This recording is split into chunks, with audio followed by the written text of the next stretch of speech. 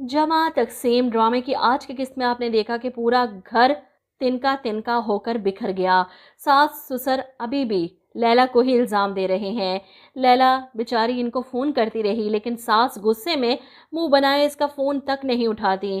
कैस के वालिद ने दोनों बेटों को घर और कारोबार से बेदखल करके नाराज़ होकर घर से निकलने को कह दिया कि दोबारा पलट कर आने की ज़रूरत नहीं और ना ही हमारे जनाज़ों पर शरीक होना। दोनों बेटे घर से जा चुके हैं।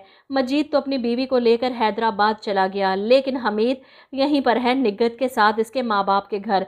परेशान है और निग्गत अपने माँ बाप से सवाल करती है कि मुझे मेरा हिस्सा दे दें, जो बनता है मैं अपने शोहर को लेकर कोई ठिकाना बना लूँ। सास ससुर ने तो हर चीज़ पर कब्जा कर लिया, घर से निकाल दिया हमें। ऐसे में निग्गत की माँ इसे भड़काती है, तो तुम जाकर बात करो ना अपने सास ससुर से, इनसे मांगो अपना हिस्सा।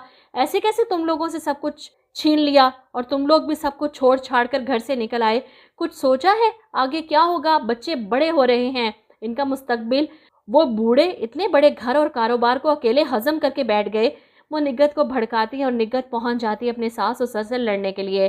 पैसा कमाए मेरा शोहर और अयाशी करे आप, ये सिखाती हैं आपकी नमाजें और रोज़े आपको। वो अपने ससुर पर चिल्लाती है, जो कुछ देर पहले ही फैसला कर चुके थे कि वो हमीद को सारा कारोबार दे रहे हैं और घर मजीद और कैस के नाम कर देंगे।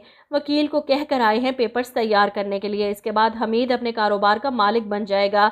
इनकी बेगम भी खुश हो जाती है इनके फैसले पर, लेकिन निग्गत ने जिस तरह आकर अपने ससुर को बातें सुनाई, ये तो गासिम हैं, डाकू हैं, इन्होंने मेरे शोहर की कमाई पर कब्जा कर रखा है।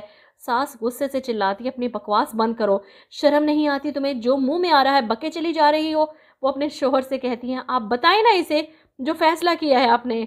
लेकिन वो बताने से पहले तंज करते हैं, इनके लिए तुम रो रही थी, इनके लिए परेशान और अफसुर्दा थी। इनके दिलों में जितना जहर भरा हुआ है ना, मुझे बहुत पहले इन लोगों को इस घर से निकाल देना चाहिए था।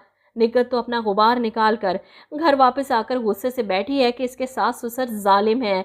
लेकिन वहीं हमीद, जिसे वकील का फ़ोन जाता है ये बताने के लिए कि आपके वालिद ऑफिस आए थे, वो फैक्ट्री और कारोबार आपके नाम करवाना चाहते थे, जिसके बाद पूरे कारोबार के मालिक आप अकेले हो जाएंगे। हमीद ये सुनकर हैरान होता है, आप सच कह रहे हैं? और वकील हमीद को फाइल भिजवा देता है। इधर हमीद की माँ का फ़ोन जाता है निग्गत की करतूतें बताने के लिए कि तुम्हारी बीवी ने आकर ये सब कहा है तुम्हारे अब्बा से। हमीद को शदीद गुस्सा आता है, वो फाइल लाकर निग्गत के आगे फेंकता है और निग्गत गुस्से से सवाल करती है, क्या है ये? जवाब में हमीद कहता है, जिस बाप को तुम इतनी बातें सुनाकर आई हो, इतना जलील करके आई हो, उसने सारा कारोबार मेरे हवाले कर दिया।